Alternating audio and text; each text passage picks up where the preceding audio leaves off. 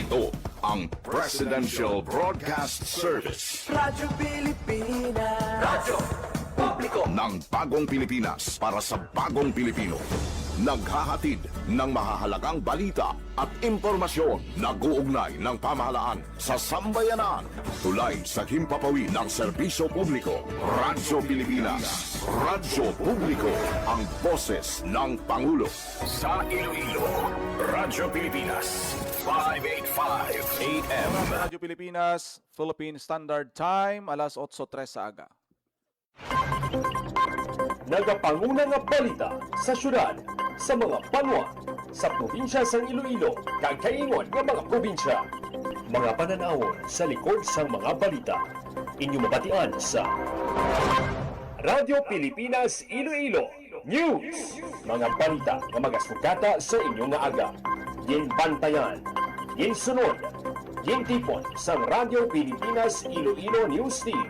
Gikan sa hulot balitaan. Diretso sa inyong palamatian. Yarian!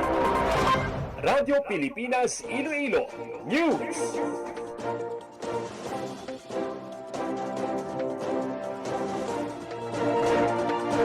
Ngayong aga Pilipinas, good morning Western Visayas. Welcome sa Radyo Pilipinas News sa bungad adlaw sa Martes, Hulyo 28 tuig 2026. Ako ang inyo tagbalita, Janelle Baclay, kag karon sa aton mga headline.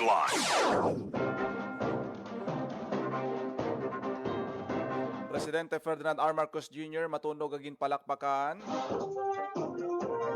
sa ginpatigayon sini nga State of the Nation address kahapon nga adlaw. So nasang presidente nangin malinong kag matawhay sa pangkabilugan. Late Representative Martin Romualdez nagpagwa sang pahayag tapos ginanunsyo sang presidente sa Yasona na failan sang kaso sa ombudsman. Mayor Raisa Treñas ginpasalamatan ng presidente sa paghatag sang kumpiyansa kag pagsalig sa local government units kag paglakip sang Iloilo bilang pilot program sang national government. Bank employees sa siyudad sang Iloilo ginkalipay ang panawagan sa presidente nga pasangkaron ang tax exemption. Western Visayas Disaster Management Officers naghiwat sang regional convention. Number 6, Provincial Most Wanted Person sa Antique nadakpan sa banwasang Patnongon. Kag 8 billion pesos nga balor sa makinarya kag kagamitan sa pagpanguma ginpanagtag sa rehiyon sa idalom sang Marcos administration. Headline.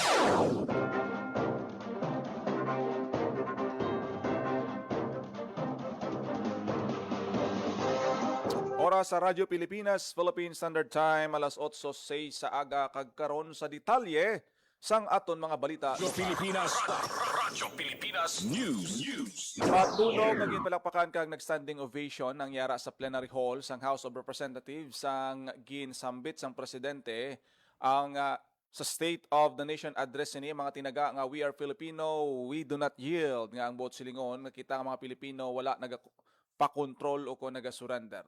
Inis ito nga sang padayon nga tensyon sang West Philippine Sea kung sa diin bisan pagkatawo kag personalidad sa mga Pilipino ang gina-question kag nadalahig nagpanindugan ang presidente sa iyas ni nga sona nga ang mga Pilipino mga halangdon maayo matinahuron kag dungganon.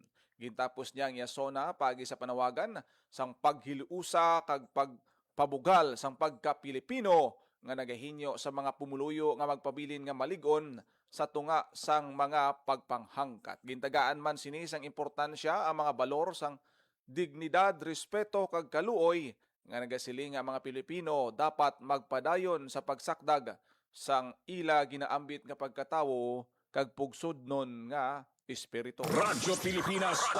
Radyo Pilipinas News. Nangin malinong kag mataway sa pangkabilugan ng paghiwat sa ikalimang State of the Nation address ni Presidente Ferdinand R. Marcos Jr. kahapon nga adlaw. Inibisan pa sang mga pag-aresto sang 51 katawo sa tunga sa mga aksyon protesta kag may duha ka mga insidente sang improvised explosive device nga na-recover malapit sa Department of Justice kag Senado. Suno sa Philippine National Police, wala sang anuman nga na-record nga mapintas nga insidente sa kabilugan nga sona. Siling ni PNP Chief Police General Jose Melencio Nartates Jr. ang bunga ini sang maid-id nga pagpreparar sang kapulisan kag mga kaupod ng mga ehensya sang gobyerno. Ginsiling man ni NCRPO Chief Police Major General Anthony Aberin nga ang mga naaresto kabahin sa pagpatuman sang kasuguan. 51 ang natigayon nga madakpan, 38 ka adults kag 13 ka menor de edad nga nakasuksok sang itom nga balaklava o kon tela nga naka-cover sang ilaulo kag guya. Kon madumduman, mayara sing 28,000 ka pulis ang ginpalapta para sa katawhayan sang seguridad samtang ginapatigayon ang sona sang presidente. Radyo Pilipinas News. Nagpagwas ang pahayag si Anay House Speaker Leyte House Speaker Representative Martin Romualdez matapos nga gin-anunsyo ni Presidente Ferdinand R. Marcos Jr. sa iya sona kahapon ang natalana pagpasaka sang kaso sini sa ombudsman. Suno kay Congressman Romualdez, masakit man sa ila pamilya ang nabatian nga anunsyo, ginarespeto niya ang pahayag sang presidente. Ginpahayag ni Romualdez nga wala gid siya nakapangayo sang pabor o kon espesyal nga pagtrato sa presidente. Nagaog yun man ang congressman nga himuon ang gusto kanang kaigo kag ang gusto amo ang masunod sa proseso kag pabayan ang ebidensya ang maghambal. Ginsiling niya nga wala siya sa may ginhimo nga paglapas sa kasuguan kag handa siya nga pamatud-an ini. Sabay naman sa presidente, ginsiling niya nga kinahanglan himuon ang husto kag nagpahayag nga hindi siya presidente sa iya pamilya, hindi man siya presidente sa iya mga amigo kag siyang presidente sang Pilipinas kag obligasyon sini amo ang tagsa ka Pilipinas. Radyo Pilipinas News. Lakip subadyan ang Mayor kag League of Municipalities Iloilo Province President Attorney Suzette Mamon sa mga nagtambong sa State of the Nation address ni Presidente Ferdinand R. Marcos Jr. sa Quezon City. Nangin kaupod sang alkalde sa paglantaw sang sona sa Batasan Complex ang House Speaker Boji D. kag Mayor Ino D. nga LNP National President. Ang pagtambong ni Mamon sa kahiwatan nagserbe man nga lugar para sa kolaborasyon kag pagbayluhanay sang ideya sa tunga sa mga national kag lokal nga opisyal. Radyo Pilipinas News. Iloilo City Mayor Raisa Treñas ginpasalamatan si PBBM sa paghatag kumpiyansa kag pagsalig sa mga local government units kag paglakip sa Iloilo sa mga pilot programs sang national government. Radyo Pilipinas. Sa detalye sang balita. Ginpasalamatan ni Iloilo City Mayor Raisa Treñas si Presidente Bongbong Marcos matapos nga ginpahayag sini sa iya State of the Nation address ang dako nga pagsalig sa mga local government units. Suno sa alkalde nagapakita ini nga ginakilala sang national government ang importante nga papel sang LGU sa paggatubang sang krisis kag paghatag sang serbisyo sa pamuluyo. Ginkalipay man ni Treñas ang pagmensyonar sang presidente sa Iloilo bilang pilot beneficiaries sang Oplan kontra Baha, kabahin sang programa sa Department of Labor and Employment na tulong panghanap buhay sa ating disadvantaged and displaced workers o kondole tupad. Dugang man sini nga permi handa ang Iloilo City Government nga padayunon nga suportahan ang programa sa national government sa pagpamuno ni Presidente Bongbong Marcos agon mahatagan sang serbisyo ang mga pumuluyo sang syudad. Para sa Bagong Pilipinas, Janelle Baclay, Radyo Pilipinas, Radyo Publiko. Radyo Pilipinas News. Ginkalipay ni Ronald Santa Ana, isa ka bank employee sa Iloilo City, ang mga pahayag ni Presidente Ferdinand R. Marcos Jr. sa iya kalima nga State of the Nation address. Partikular diri ang panawagon sa Presidente sa Kongreso nga ilakip sa tax exemption ang mga naga-income sang hindi maglapaw sa 350,000 pesos kada tuig. Suno sa iya dako nga bulig ini sa mga kwalipikado nga empleyado ilabi na kag mabatsyagan gihapon ang epekto sang pagtaas ang presyo sa mga balaklon kag gasolina. Nauyunan man niya ang panawagon sa presidente nga untaton na pagsukot sang system loss sa mga konsumidor sang kuryente. Dugang pa niya nga responsibilidad sa mga electric provider ang pagdakop sa mga nagapangawat sang kuryente kag hindi ini dapat nagakaangay nga ipasa sa mga konsumidor. Radyo Pilipinas News. Sa iban pang balita, nagtipon sa Binirayan Sports Complex sa Antique ang Office of the Civil Defense Region 6 kag Local Disaster Management Officers gikan sa nanuhay-tuay nga bahin sang Western Visayas sa nagdigan nga Hulyo 26 sa giniwat nga Regional Convention 2026. Ang aktibidad ginbuylugan sa mga local DRRMs para magpili sa mga bagong opisyal sa Association of Local Disaster Risk Reduction Management Officers in Western Visayas.